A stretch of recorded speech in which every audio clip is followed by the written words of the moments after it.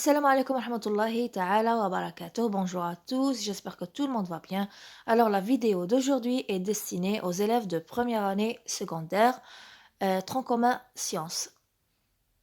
Et c'est un devoir, c'est le devoir du premier trimestre, un autre devoir du premier trimestre. Alors je vous demande de faire une capture d'écran, ديروا capture باش نقول لكم التحميل ومنا رابط التحميل وكاع. Donc faites une capture هكا. Ok? En bas, voilà les questions. Faites une capture des questions.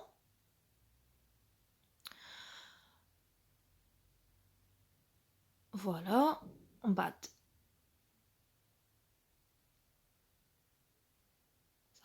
Et la dernière question. Alors, faites une capture et faites le devoir pendant 45 minutes. Et après, revenez ici. ما تجيش هنا باش تشوفوا la réponse directement. أيا تبعوني. Alors, commençons par la lecture du texte. Il montre les dents, pince la bouche ou pousse les lèvres en avant comme s'il voulait embrasser. Ce n'est pas pour amuser les autres que le chimpanzé fait le singe. Mais alors, à quoi servent toutes ces grimaces? Les mimiques du chimpanzé sont des expressions que les autres chimpanzés comprennent très bien. Étant jeunes, ils les apprennent en lisant sur le visage de leur mère. Quand elle repousse les lèvres en découvrant ses crocs, elle a peur. Si elle reste assise sur son derrière, avec la bouche entr'ouverte et la langue pendante, elle montre son calme. Quand elle est très malheureuse ou très excitée, elle tend ses lèvres en avant en poussant des ou. Saccader, saccader. Et si elle gonfle ses poils et élargit les épaules, elle est très en colère et son adversaire le voit très vite. Comme on le voit, les chimpanzés s'expriment à l'aide de mimiques. Les spécialistes de la communication chez les chimpanzés estiment qu'ils peuvent dire par ce moyen des quantités de choses. Certains pensent même qu'ils peuvent raconter des mensonges. Alors, ce texte-là ne contient pas de titre. On a ici le nom de l'auteur, Alain Robert, et la source, c'est Internet. Voilà. Alors هنا قبل ما نبدا بغيت نقول لكم سمحوا لي هدرت بالعربيه باسكو بزاف تلاميذ بزاف تلاميذ طلبوني هما ضعف بزاف في اللغات الاجنبيه. Alors je vais pas expliquer tout en arabe ما يليقش ما غاديش نهضر كلشي بالعربيه بصح كي نجي نقول نصائح كيفاش تحل السوجي وكاع الوغ اوبليجي نهضر معاك بالعربيه. الا هضرت معاك باللغه الاجنبيه ما درت والو. الوغ هنا كي تجي quand tu commences à lire كي تقرا التكست تاعك en même temps راك تقرا باش ما تضيعش الوقت تاعك باسكو وقت الامتحان عنده وقت محدد ولا الفرد. الوغ انت كي تكون تقرا en même temps راك راك كيما نقولوا راك تستخرج الكلمات المفتاح لي موكلي هاد لي موكلي هما اللي يعاونوك باردون باش تعرف الموضوع على واش راه يهضر الفكره العامه ولا. باغ اكزومبل حنا كي تقرا كي قرينا هنايا هي الكلمه اللي شفناها تتعاود كالي لو مو qui est répété. Donc, هنا شفتوا هنا le chimpanzé, les mimiques du chimpanzé, les expressions du chimpanzé.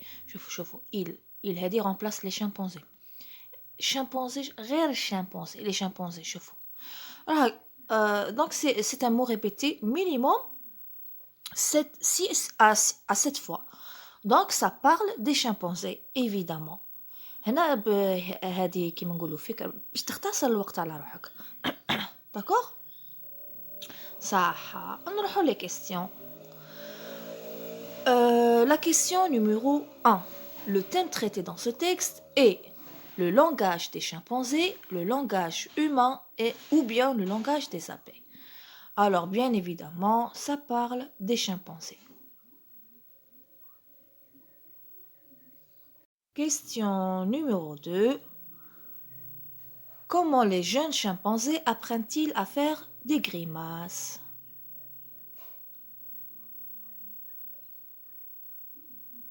هنا قبل ما نجاوب تاني نفكركم باللي ماشي شرط تفهم التكست تاعك دو ا زد. كاين اللي يحسب روحه يحسب بلي يليق يترجم النص كلمه بكلمه وكي يفهمش على واش يهضر مانيش عارف كي يفهمش كلمه ولا يتشائم ويقول لك هذا النص صعيب عمري ما غادي نحله ولا هي لا ماشي شرط تفهم التكست تاعك دو ا زد. سي بور سا الترجمه غير مطلوبه.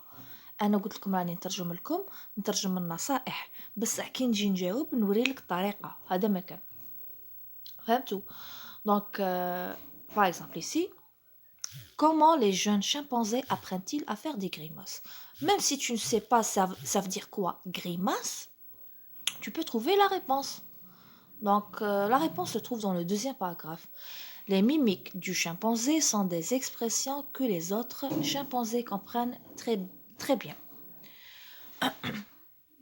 Étant jeune, voilà, regardez. Comment les jeunes chimpanzés apprennent-ils à faire des grimaces? Les jeunes chimpanzés. Donc, ici, dans cette phrase, on parle des jeunes chimpanzés étant jeunes. Les jeunes, c'est les jeunes chimpanzés. Ok? Ils, c'est les jeunes chimpanzés. Il, c'est un pronom personnel qui remplace les jeunes chimpanzés. C'est un substitut grammatical pour éviter la répétition, ok? Donc, étant jeunes, ils, c'est-à-dire les jeunes chimpanzés, ils apprennent quoi? Ils apprennent les mimiques, les grimaces.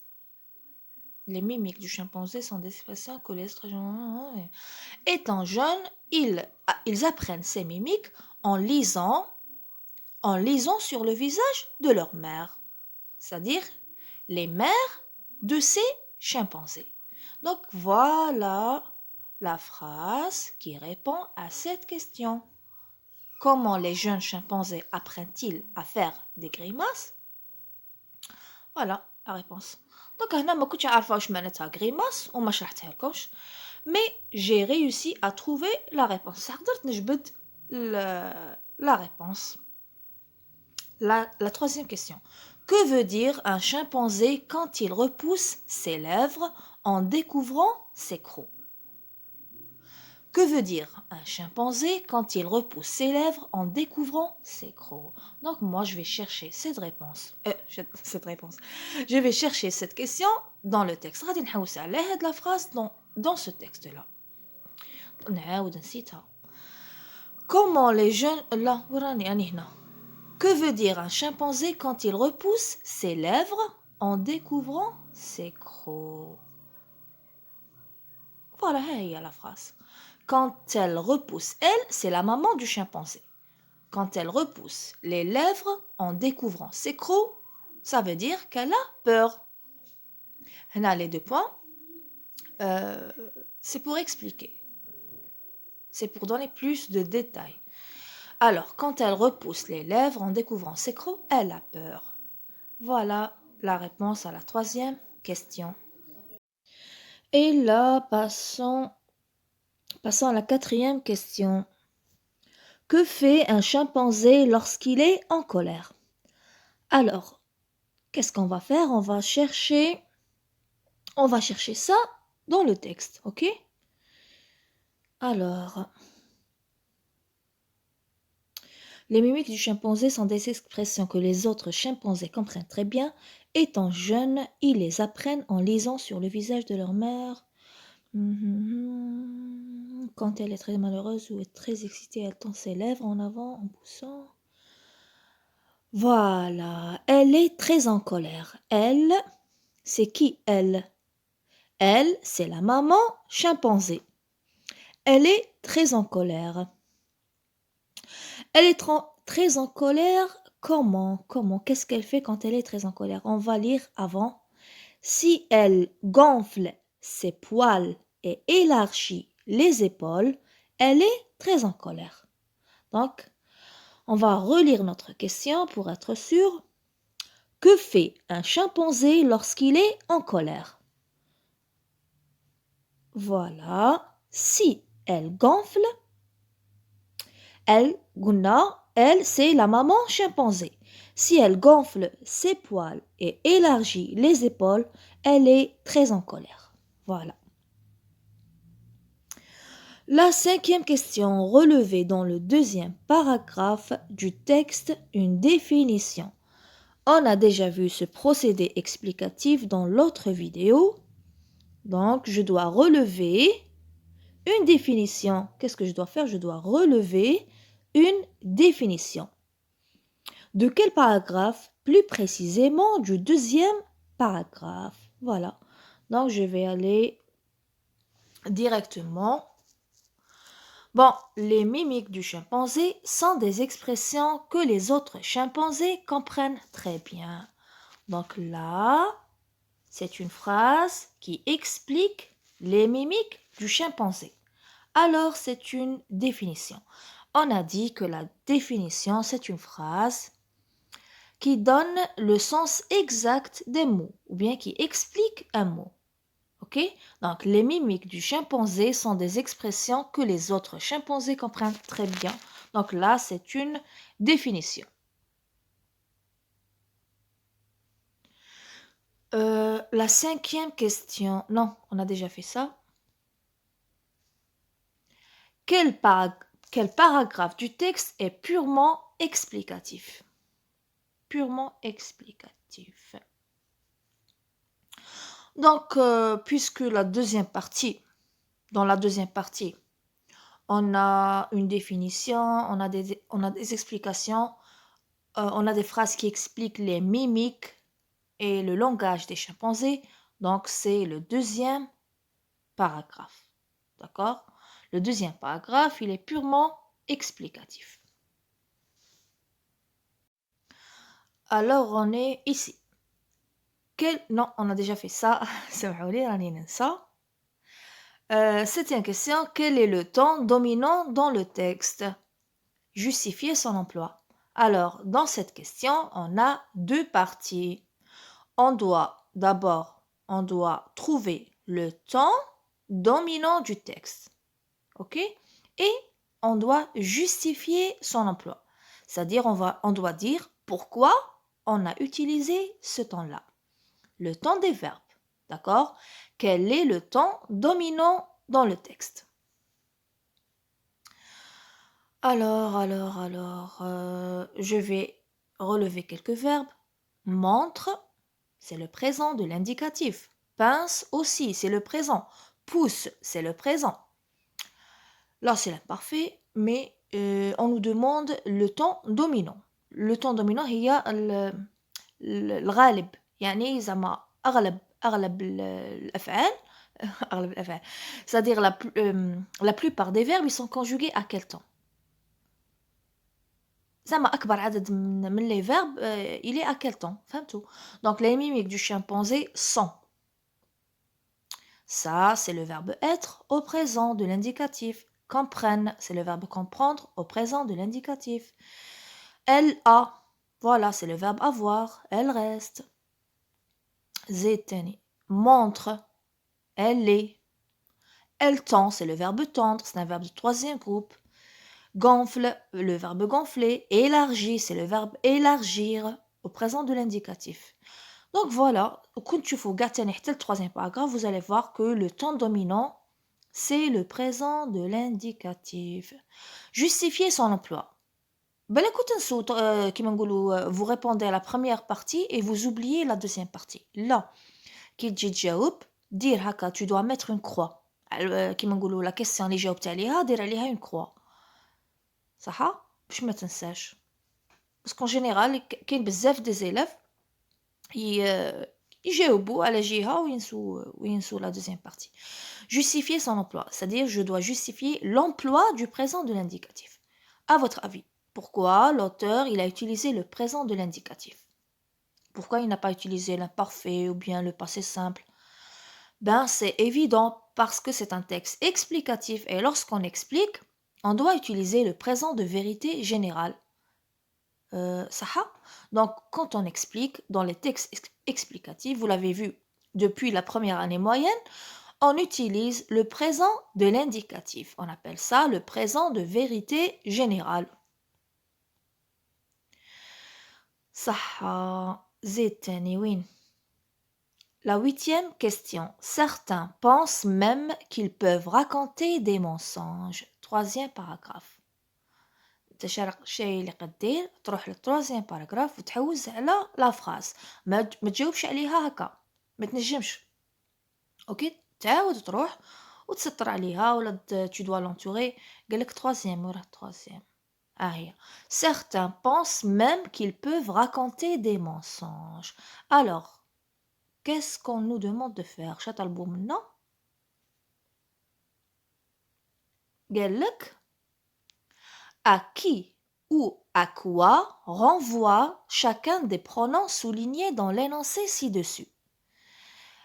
C'est-à-dire, tu dois trouver à qui ou bien à quoi renvoie, remplace. C'est-à-dire, certains, ils remplacent quoi ou qui, et il avec S, il remplace quoi ou qui. Donc, normalement, ces mots-là, ils sont utilisés, pardon, ces mots-là sont utilisés pour éviter la répétition. Ils remplacent un nom ou bien un groupe nominal. Donc, حنا غادي نروحو نعاودو نروحو هنا et on doit chercher dans la phrase qui précède notre phrase. نشوفوا الجملة اللي قبلها، صح؟ alors هذه هي اللي عطاوها لنا، قالك certains وقالك il avec s. alors حنا غادي نشوفوا قبل le paragraphe. Comme on le voit, les chimpanzés s'expriment à l'aide de mimiques. Les spécialistes de la communication chez les chimpanzés estiment qu'ils peuvent dire par ce moyen des quantités de choses. Certains pensent même qu'ils peuvent raconter des mensonges. Donc, حنا شي قلنا داك النهار كي يكون عندكم ان سبستيتو غراماتيكال، كي يكون عندك دي برونون ولا هيا يقولوا لك il renvoie à qui. انت اش دير؟ qu'est-ce que tu dois faire؟ انت تشوف la phrase qui précède، تشوف الجمله اللي قبلها، تشوف لو جروب نومينال اللي كاين. بصح كي الجروب نومينال اللي غيكون ان جروب نومينال على حساب le genre et le nombre du pronom qu'on t'a donné. Par exemple, هنا ce mot-là, certains, هنا ce mot-là, il est au pluriel. Il remplace, donc il doit remplacer un nom pluriel masculin. Il n'est pas à la place d'un nom féminin. لو كان un nom féminin لو كان عطاونا certaines es. فهمتوا؟ donc هذا certain راه في بلاصة il est à la place d'un nom masculin pluriel. Il avec s aussi, il remplace un nom masculin pluriel. هنا شا غادي نديرو؟ غادي نحوسو في هاد لا phrase un nom masculin pluriel. غادي تقولوا لي أستاذة هنا راه عندنا deux noms au pluriel masculin pluriel. عندنا les spécialistes وعندنا les chimpanzés. pardon. alors انا اش نديرو؟ كي يكون عندك كيما هكا plusieurs noms, tu vas mettre le mot, le groupe nominal à la place du pronom. هنايا نوري لكم نفهمكم. هنا صح انا نقول باللي كاين دي زيليف يقول لك بالك لي شامبانزي. certains ils remplacent les chimpanzés. اي غشي غادي يدير باش يتاكد، يدير هذيك كلمه لي شامبانزي في بلاصه certains. نسيو نحاولوا. alors لو كان certains لو كان لي شامبانزي هي كلمه اللي تجي في بلاصتها. alors les chimpanzés pensent. هنا ما جاياش les chimpanzés pensent même qu'ils peuvent raconter des mensonges. هنا ما تجيش المعنى تاعها ما يجيش. اوكي les chimpanzés pensent لا. بونسي هي تفكير. راكم كاع زعما كاع ولو كنت ضعيف في en français, même si tu es faible en français راك عارف المعنى تاع penser. OK? Donc هنا ما تجيش donc je vais dire les spécialistes. Les spécialistes المختصون. Les spécialistes pensent même qu'ils peuvent raconter des mensonges. Alors, qui peut raconter des mensonges? C'est les spécialistes? Non. Ils peuvent raconter des mensonges, c'est les chimpanzés. Donc, certains spécialistes pensent même que les chimpanzés peuvent raconter des mensonges. OK? Donc, هذه غادي نعطيكم معلومة زيادة. غادي نترجمها لكم بالعربية باسكو عجبتني.